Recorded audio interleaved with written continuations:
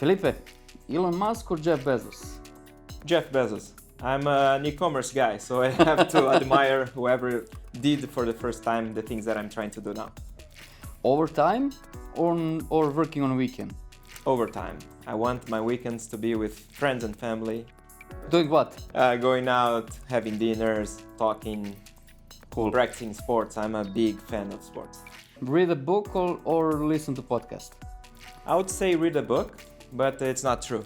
And It might be podcast because I don't have so much time. So with podcasts, you get a lot of content in a shorter period of time. So I'm a big fan of that now.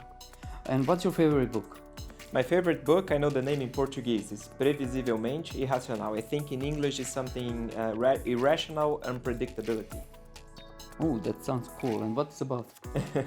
It's about things in life that you cannot predict, and they will turn out in something different than you're expecting. And then you prove by science that things have a reason to be what they are. Real estate, stock exchange, or crypto? That's interesting. Maybe I would go with real estate. I'm more conservative than a risky guy. And I think real estate is a science that if you manage to dominate, you can make some good money there. And did you have some experience in crypto? It's so hot now, so... I haven't had. I just had bad experience in stock. So. Okay. You're sorry or you don't have experience in crypto? Or I'm no? sorry now.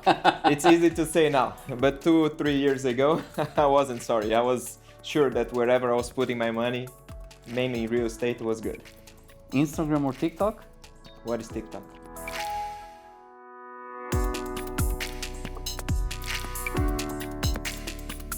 In 21st century, when you hear word Amazon, you're not thinking about rainforests or South America. Of course, you're thinking of one of the fastest growing companies in the world. And with this pandemic, this even became more volatile and more unprecedented. So, what does it take for the company to make decision to enter this highly competitive market? How can you launch this extra regional platform knowing that you're only David with the Goliath hanging behind your back? What can be the end game? What are the challenges to overcome?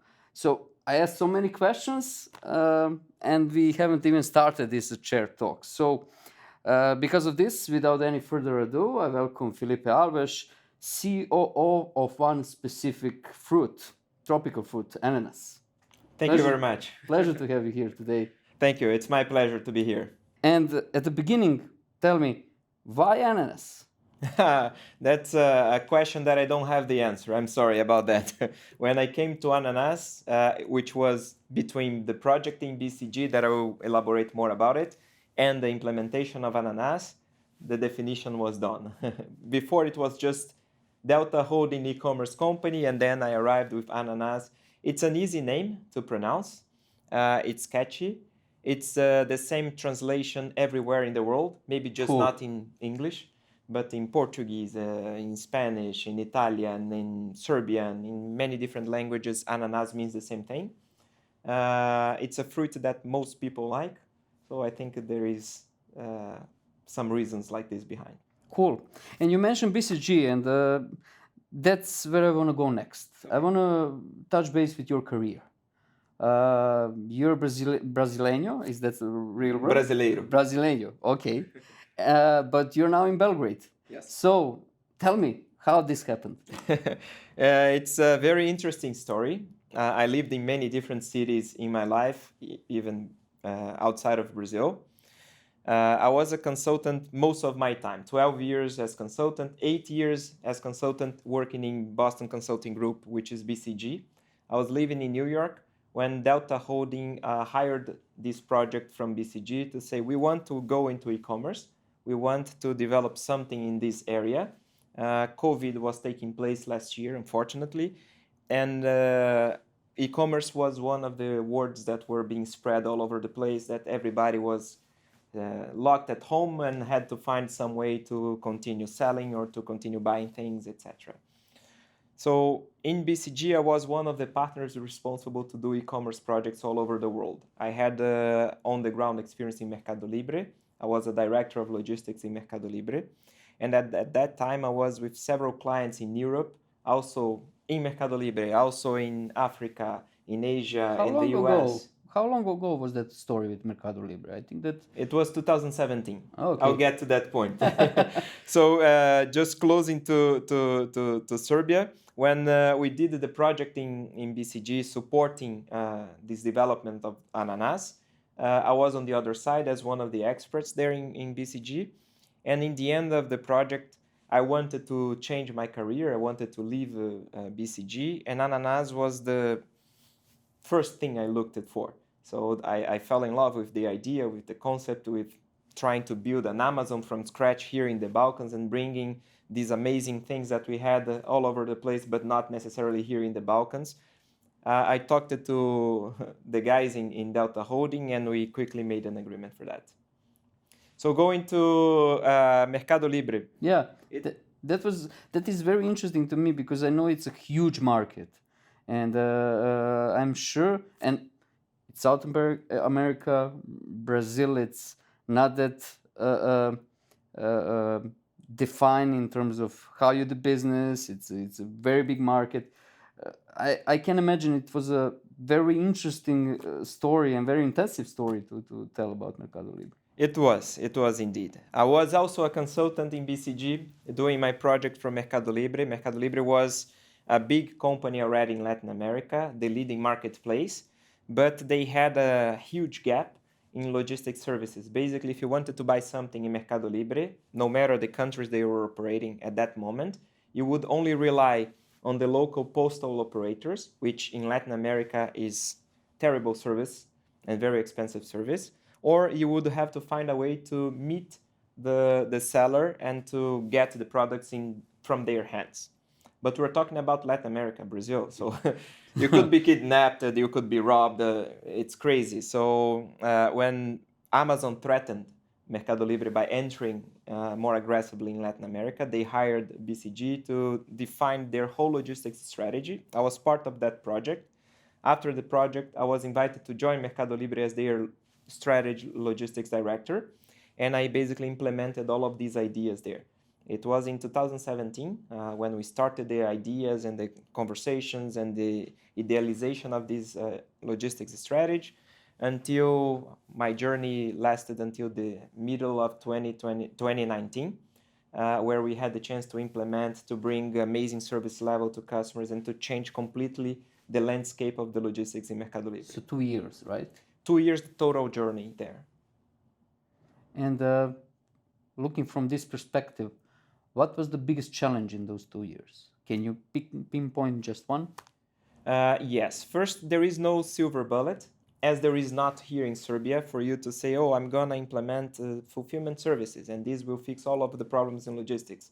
Or I'm going to work with crowdsourcing.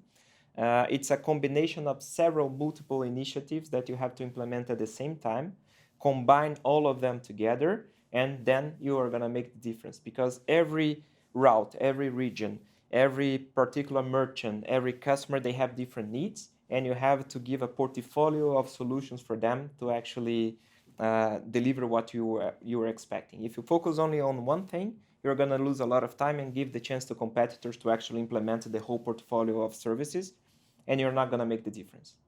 So this was a big challenge. And we were talking about Brazil. We're talking about Argentina, Mexico. Those are complicated Huge countries for you to operate. They are large. They have a lot of bureaucracy.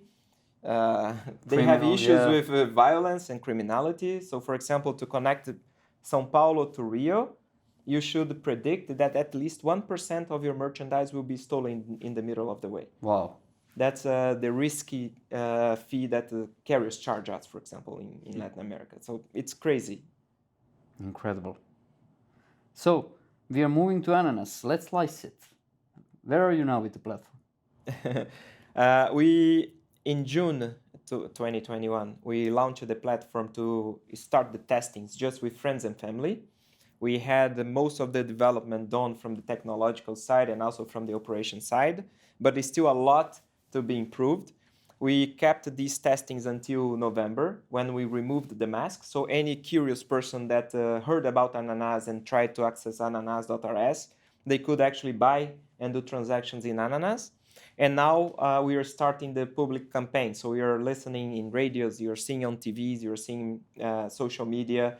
We're talking more about Ananas, and we're going to just promote more and more Ananas. And sales are, of course, coming with that. And fortunately, we're delivering what we aimed to deliver. Even better, I was planning to do next day delivery, for example. We are doing same day delivery in a lot of cases. So it's really good. So good You're changing the assortment. market, basically.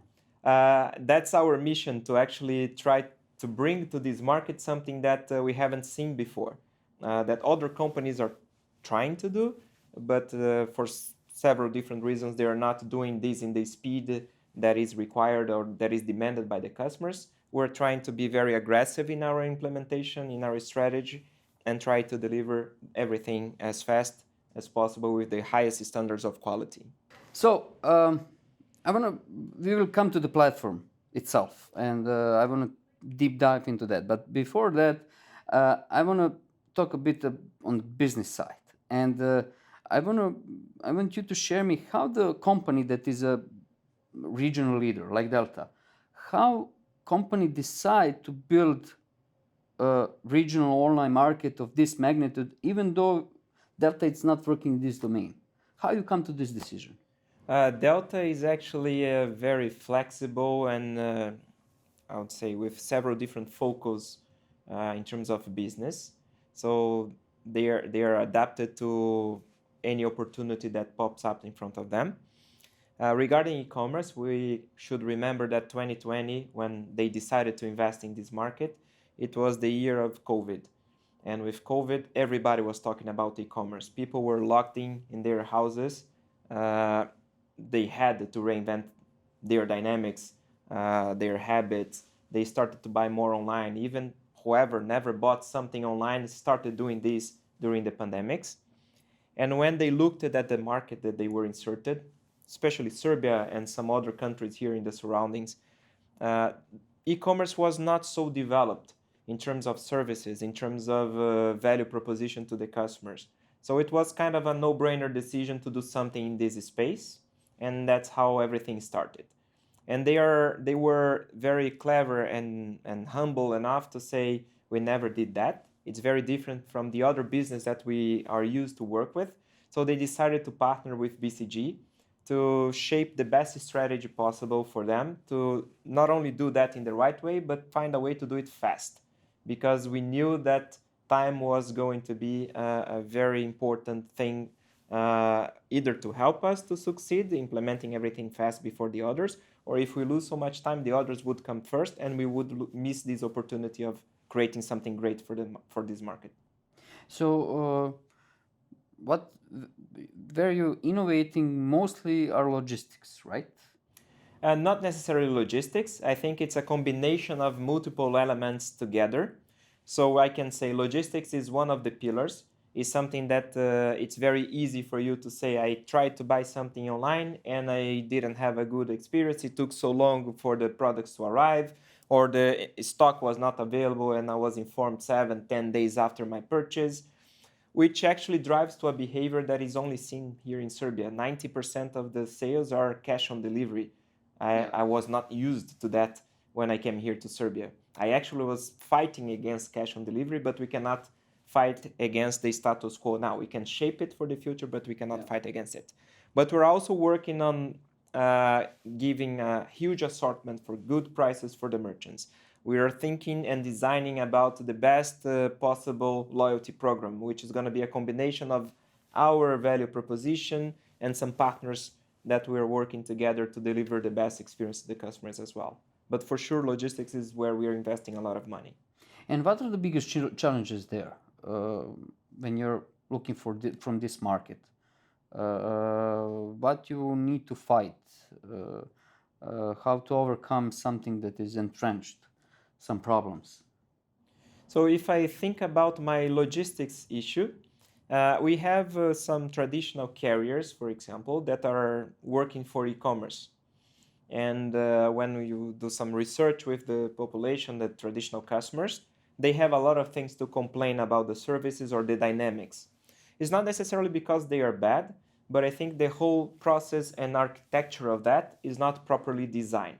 So we had to rethink how to design the whole scope of services from scratch, trying to bring the best ideas from different companies, from the leading companies all over the world, and to adapt to the regional specificities here in Serbia that will be translated later to the other countries in the region.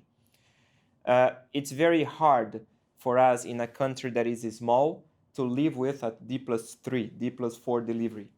This is unacceptable. I can drive 2 hours north or 2 hours south and I'm already crossing the borders of Serbia. So in Brazil, I'm delivering everything in next day and it's a much larger country. So why cannot I do this same thing here in Serbia? I'm sure that somebody told you it cannot be done, right? Everybody told me, and everybody also told me, don't work with the local carriers because they're not going to deliver that. And for our surprise, and I was persistent on that, I said, no, they can do that, and they are doing that. But we just need to organize the process. We need to invest in the right system behind to give the support that we need from the technology side.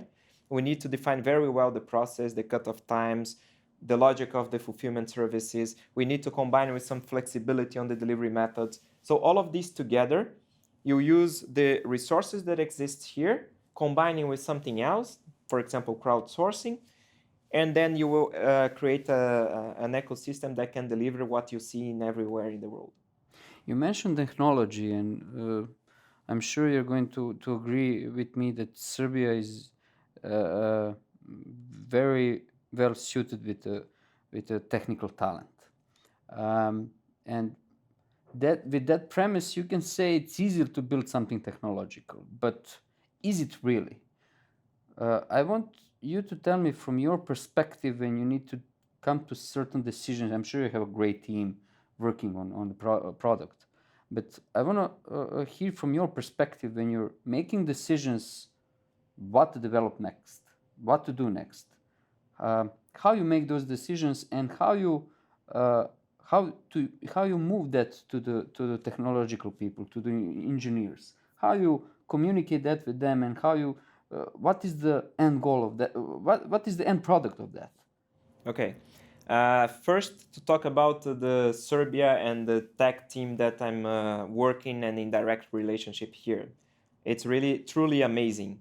I had the chance to meet tech people from different places, but here in Serbia we have very talented pool of developers, of architects, and project managers. So it's very easy to work with these teams here. But you need to tell them exactly what you want. We are not inventing something that is completely new. We're just adapting to the Balkans, something that we saw other companies doing before. So it's very important to have a good team behind that lived that life before. So I had my experience in Mercado Libre. Some other colleagues had experience in Google, Amazon, Alibaba. So with Allegro, other leading companies in the world. And we're just shaping the processes here to the local needs, to the local constraints that we have in Serbia, and trying to translate this to the local developers so they can deliver what we expect in a very high level of quality. We are a customer-centric company focused on the customer needs. Our priorities is driven by the customer experience. When I say customer, I mean buyers and merchants, a combination of both, because we're a marketplace. We're not the owners of the goods. We are just connecting merchants and buyers. Both of them are important to our ecosystems, and both of them are the targets of what we do. If something that we're developing will not add so much value to the customers, but will bring more value to the back office, to us employees of Ananas, this is not prioritized. The priority of our development and our initiatives are always to improve the experience of the customers. Because we're so much behind some more developed countries and some other companies that we see, it's easier our path here than maybe it is for Amazon to reinvent themselves all the time. We basically look around, we talk to smart people that have lived different lives in different companies, and we shape the strategy to the local needs, and we move forward. That sounds so easy, right?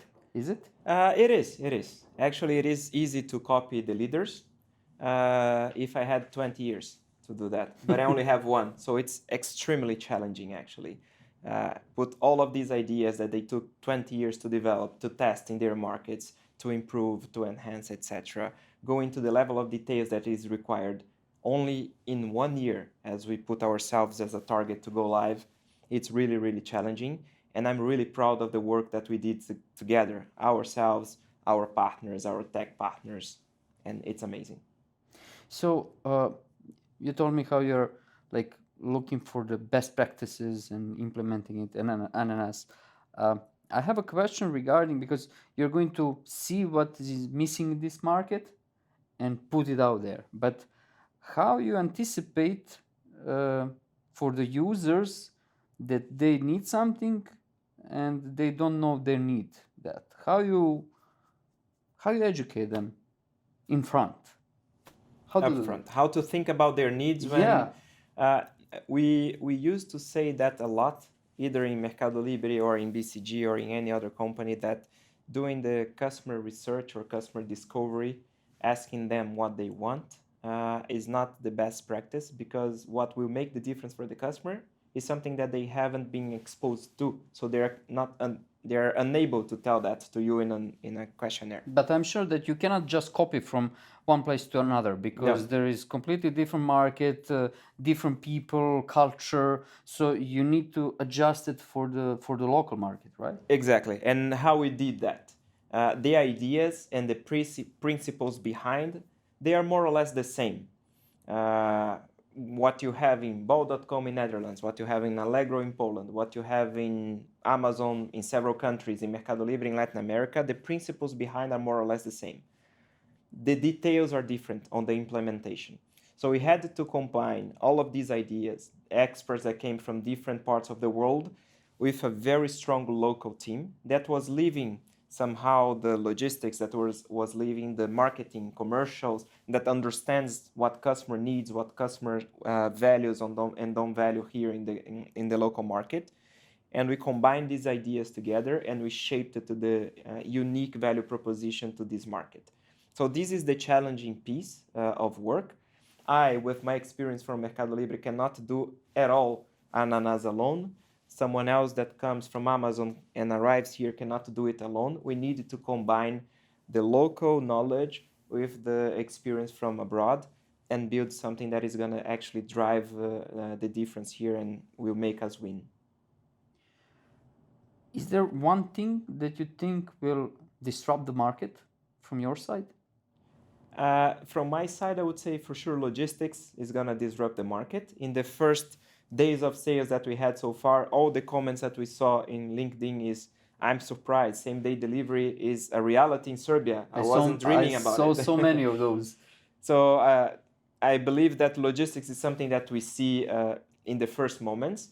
I think we're going to see many other different comments from different parts of our unique selling proposition also coming and translated as comments and positive comments from the customers. And I'm very excited for the combination of different things that we're offering in our ecosystem to the customer. So you mentioned earlier that you have a goal for 1 year to accomplish a lot. And what is the goal for that year? That's the first question. And the second one, what is beyond that first year? What is the end goal of Ananas? Do you have an end goal at this point? It's very hard to talk about end goals. We're just in the beginning. I will talk about the first year, what we wanted to offer to the customers. We wanted to offer a platform that it's easy to navigate, so the customers can find whatever they want, and it's very intuitive, the use of that. It's nice, has a nice layout, nice design, and the experience is smooth from the moment you're searching for a product until the moment that you're checking out and paying. We wanted to demystify the risk of payment here in the Balkans online.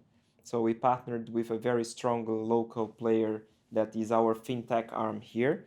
And we can do whatever we want. We can receive the payments from credit card. We're expanding this for different types of payments as well. We are going to be working on cash on delivery that is linked through this fintech as well. We give money back to customers if they want to cancel a purchase, if they want to return a certain product. And the more they feel comfortable with that, the more we can scale later. We are working on building a huge assortment of products. For this beginning of our journey, we wanted to have at least 100,000 different SKUs, and we have it. Our mission is to have more than 2 million SKUs in the next 5 years, and we're going to work hard for that. Purely investing in marketplace, but also complementing some of our offer with what we call the 1P, being the owners of the goods, just in a small fraction of our sales, because we believe that for you to scale, you actually need the 3P to boost your GMV. Fast and reliable logistics services, being able to deliver something to the customers in the right time, in a fast time, in a polite way. So our drivers are instructed to be very polite, to deliver things inside the house or sometimes to the door of the customer, in different models of delivery, not only home delivery, but also a combination of pacchettomati or packet zona, where you can go to a coffee shop that is beside your house, the package will be there and the guy will give it to you, so you can relax and not worry about being at home when the delivery is going to happen. We are going to introduce later scheduled delivery windows, so you can even choose from 6 to 8 p.m. to receive your package at home, or from 1 to 5 p.m. or something like this. So it's a combination of multiple things. Maybe I forgot just to say about easy returns.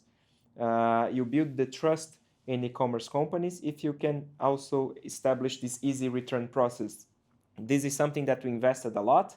So the process in the platform is very smooth, is very easy. The money comes back to the customer in a very timely manner, and you build trust. The more trust you build, the more purchase by impulse you generate. The more purchase by impulse you generate, more growth we have. Cool. I started this episode with talk about Amazon, and I want to talk why I'm referring to this. I want to talk about the future of e-commerce and logistics, and I want to see your vision, and I want to ask a question from the business side. Is the future buying everything online from only one big provider? Is the future monopoly, or we are seeing something completely different? I don't believe in monopoly. I can't even say that Amazon has a monopoly anywhere. I think Serbia and Balkans are very underpenetrated in e-commerce. There is a space for a lot of companies to come into this game. It's actually good and healthy that competition comes. Of course. We are going to grow together the penetration of e-commerce in this industry. I believe in the future we are going to see a phenomenon that is already observed in other countries, where some vertical e-commerces also take a relevant part of the share, focus on furniture, focus on pet shop, and other different topics and themes. And it's going to be a combination of, I want to buy as a customer something in Ananas where I can find different products to my needs and receive these as soon as possible, or I prefer to work with subscription to receive every week or every month my pet food that has a better price than what probably I would buy in one time in Ananas, or I want to have a furniture website where I can have somehow a design of my living room and position some of the furnitures there and buy this whole experience together. So I think these verticals will also have some space. Of course, in our plans, we might enter also in these verticals, but whoever is only focused on one vertical will also have some specific space to win. And even other marketplaces. And that's the beauty of that. The more marketplaces we see here playing with us, the more incentivized and pushed for perfection we're going to be. Absolutely. I can imagine that you mentioned the Mercado Libre as a huge experience to yourself. How was the story when Amazon entered the Brazil? Even though that sounds strange, Amazon entered Brazil. Yes, Mercado Libre was. I can say that we were scared at that time in Mercado Libre, because Amazon is a giant. So you don't know what's going to happen. And what we realize is that Amazon is a giant. They got a huge chunk of the market in Brazil and in Latin America, but Mercado Libre continued to grow 60, 70, 80% a year. Magazine Luiza also growing 60, 70% a year. B2W, Americanas, growing also 60, 70% a year. And the whole market was evolving.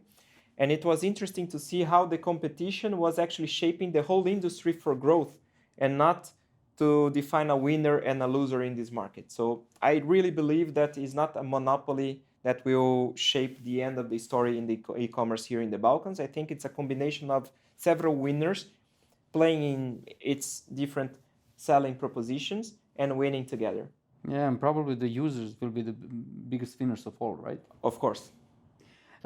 I want to finish with a personal touch, and I want to hear your story about Rambo Petkovic.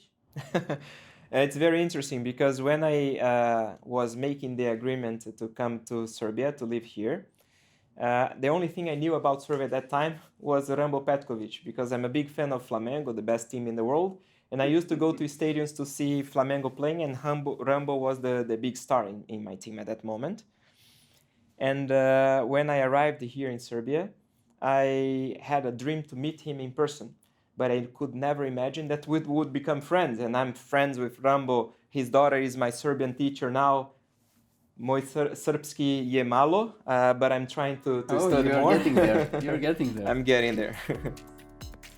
Cool. Felipe, this was very interesting.